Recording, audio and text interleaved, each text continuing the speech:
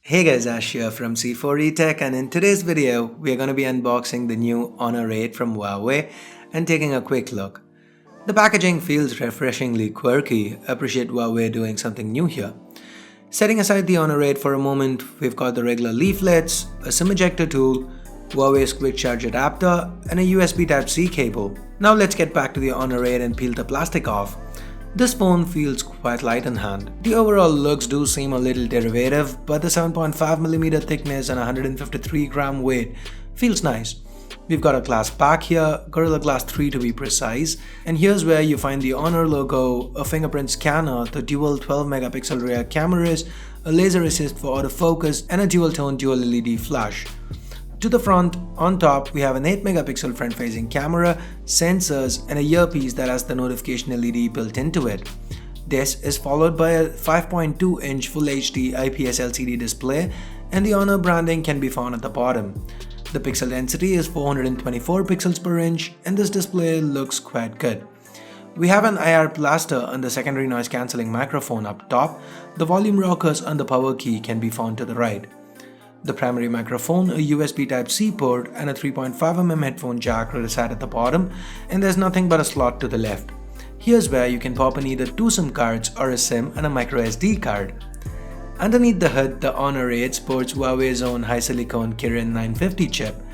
Now that's a combination of 4 Cortex-A72 and 4 Cortex-A53 cores. If that sounds familiar to you, that's because that's the same combination found on Qualcomm's Snapdragon 652 chip. The difference here is that the Kirin 950 is built on the 16nm manufacturing process instead of 28 as with the Snapdragon 652. This theoretically means better power efficiency and lower heat generation. That's probably the reason why Huawei has been able to achieve much higher clock speeds, 2.3 and 1.8 GHz respectively, and they also claim that this Kirin 950 chip outperforms not only the Snapdragon 652 but even last year's flagship 810. I will test this claim out and get back to you in my review. Anyway, the Mali T880 MP4 handles GPU duties, and this phone's available in a host of RAM storage configurations including 332, 464 and 432, that's the one used in this video. All this is powered by a 3000 mAh non-user replaceable battery, and it's also worth mentioning that the Honor 8 has support for both NFC and USB OTG. Now this phone runs on Android 6 Marshmallow with Huawei's Emotion UI 4.1 on top. Given that I've imported this from China, there's no Google Play services. I quickly sideloaded it and set my apps up. Out of the box, I noticed ROG power saving enabled. This is a nifty little feature that reduces the resolution to 720p. So maybe if you run into something that's too powerful for this chip, you can reduce the resolution. I really hope more manufacturers include this feature. After all, we've been using it on computers for ages now. Anyway, Emotion UI feels fluid at 1080p. It's got quite a few customization options, themes, the status bar, a one-handed mode, some gimmicky shortcut functionality.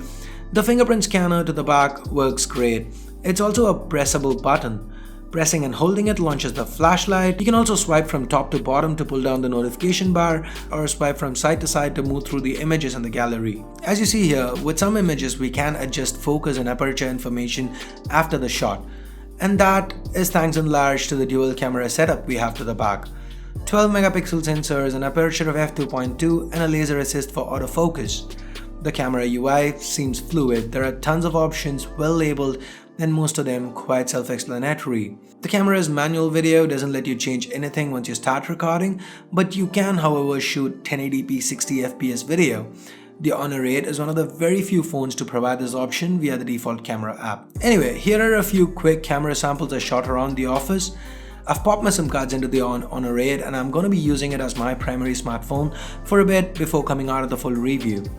As far as the pricing goes, the Honor 8 starts at 1999 yuan, and that's about $300 or 20,000 rupees for the 332 variant, and goes all the way up to $375 or 25,000 rupees for the 4GB RAM 64GB storage variant.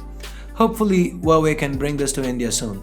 So that's it for this quick unboxing and hands-on with Huawei's latest Honor 8. Give this video a thumbs up if you liked it, vote it down if you didn't, and for more videos like this, including the full review, hit that subscribe button down below if you haven't already. Thanks a lot for watching. Till next time, this is Ash here from C4E Tech signing off. You guys have a great day. Bye bye now.